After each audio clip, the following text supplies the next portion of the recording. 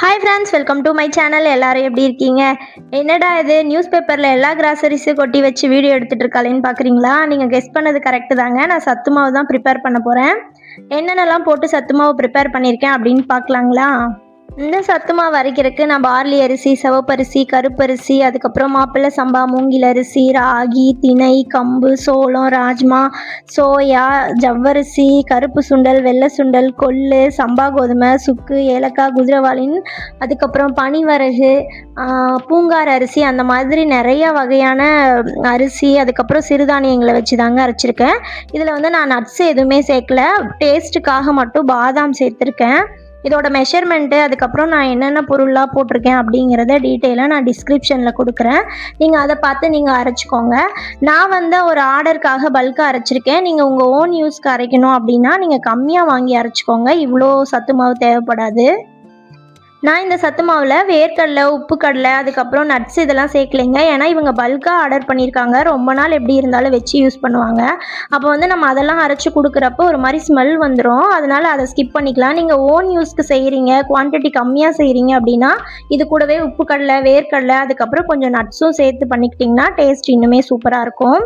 இதெல்லாமே நல்லா மிதமான தீயில வச்சு வறுத்துக்கணுங்க. முரத்தில் போட்டு நல்லா க்ளீன் பண்ணிவிட்டு அதுக்கப்புறமா நீங்கள் வறுத்து ஆற வச்சுக்கோங்க.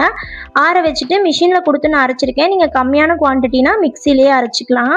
அரைச்சிட்டு அதுக்கப்புறம் உடனே நம்ம ஸ்டோர் பண்ணக்கூடாது. இந்த மாதிரி ஒரு அகலமான பாத்திரத்தில் போட்டு நல்லா ஆற விட்டுறணுங்க. நல்லா ஆறுனதுக்கப்புறம் நம்ம ஒரு ஏர்டைட் கண்டெய்னரில் போட்டு நம்ம ஸ்டோர் பண்ணி வச்சுக்கலாம். 3 மாதம் 4 மாதம் ஆனாலும் அப்படியே இருக்கும். ஃப்ரிட்ஜில் வச்சிங்கன்னா 6 மாதம் வரைக்கும் அப்படியே இருக்கும். நீங்கள் 3 மாதம் அந்த மாதிரி வச்சு யூஸ் பண்ணிக்கிட்டிங்கன்னா நல்லா ஃப்ரெஷ்ஷாகவே இருக்கும். இது எப்படி காய்ச்சறதுனா, ஒரு 2 கரண்டி மாவு எடுத்துகிட்டு நல்லா தண்ணி ஊற்றி கலக்கிட்டு அதுக்கப்புறம் அடுப்பு பற்ற வச்சு கொதிக்க வச்சுக்கலாங்க. நல்லா கொதித்து ஒரு கூல் கன்சிஸ்டன்சி வந்ததுக்கப்புறம் நம்ம பால் ஊற்றிக்கலாம். நீங்கள் தயிர் ஊற்றி கூட குடிக்கலாம். ஆனால் பால் ஏலக்காய்லாம் சேர்த்துருக்கனால பால் ஊற்றி குடிச்சிங்கன்னா நல்லாயிருக்கும். பால், அதுக்கப்புறம் நாட்டு சர்க்கரை போட்டு குடிச்சிக்கலாங்க. டேஸ்ட்டு சூப்பராக இருக்கும். குழந்தைங்கள்லாம் விரும்பி குடிப்பாங்க. இந்த சத்து மாவு ரெசிபி உங்களுக்கு பிடிச்சிருந்ததுன்னா இந்த வீடியோவுக்கு ஒரு லைக் பண்ணி ஷேர் பண்ணிக்கோங்க ஃப்ரெண்ட்ஸ்.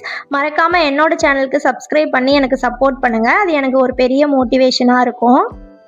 நீங்கள் இந்த மாதிரி சத்து மாவுலாம் வீட்டில் ப்ரிப்பேர் பண்ணி வைப்பீங்க அப்படின்னா என்னென்ன பொருள் போட்டு ப்ரிப்பேர் பண்ணுவீங்க அப்படின்னு சொல்லிட்டு கமெண்ட்டில் சொல்லுங்கள். நானும் தெரிஞ்சுக்கிறேன்.